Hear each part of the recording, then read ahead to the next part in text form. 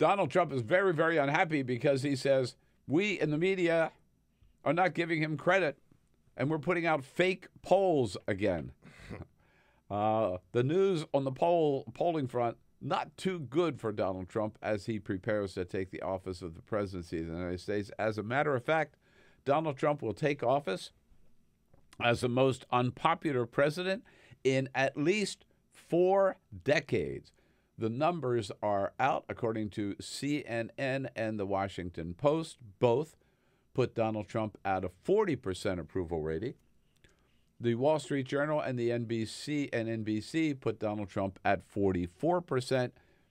Either way, it's the lowest polling numbers for any president, incoming president, in at least 4 decades. And to put that in context here, so Donald Trump starts with a favorable of 40%. That's just a tad lower than where Barack Obama was in 2009. Yeah? Yeah. Barack Obama was at 79%. Good grief. Just about double where Donald Trump is today.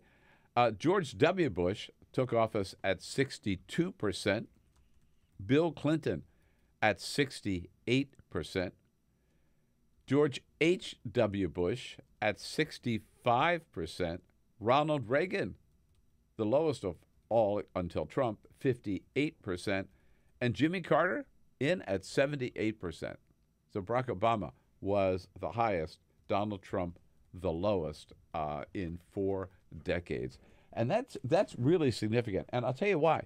First of all, the reason that most presidents start off with a high approval rating is because traditionally, after the campaign, with all the heat of the campaign back and forth, both in the primary and in the general, then things slow down and they smooth down, and it's a very serious time where the president-elect is, spending all of his time studying the issues, meeting with the intelligence agencies, maybe meeting with members of the other party, working on his cabinet, putting out people that everybody will respect. And then what do you got from Donald Trump? Just the opposite. Donald Trump has been all over the place, stirring things up on his Twitter account every day, attacking Arnold Schwarzenegger, attacking Meryl Streep, attacking John Lewis, still attacking Hillary Clinton. He goes out on these rallies, and the people are still chanting, lock her up, lock her up. So he has just continued to divide people and to stir things up. He's still talking about building the damn wall. He's still talking about banning all Muslims from coming into this country. So he's continued to undermine and divide any sense of unity in this country, and the American people don't like it. I mean, in fact, inside of this poll, the majority of Americans say they disapprove of how he has handled his transition, which, again, does not bode well for Donald Trump moving into the White House. And the other thing that we have seen, with the exception of if we go to war, like George H.W. Bush, when we started the first Gulf War, remember George Daddy Bush, President Bush's ratings went up to in the 80s because Americans rallied behind a president.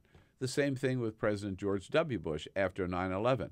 His approval ratings went up way in the 80s because Americans rally around the flag, rally around the president. So short of that, right, the only way that a president's poll numbers go once he takes office is down. Like, wow. Look at President Obama. Sure. We haven't had another war. We haven't had another terrorist attack, thank God.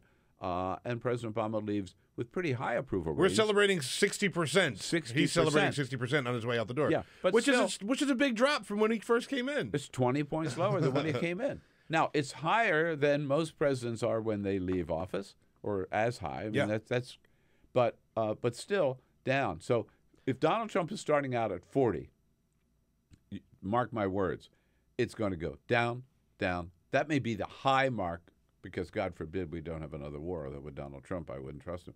That could be the high mark of his presidency at 40%, down, down, down, which is why John Allen from Sidewire and Roll Call last week predicted on our show that that Donald Trump's numbers will go down and once they get down into the 25 or 30 range, that his fellow Republicans in the Senate will find some excuse to impeach him.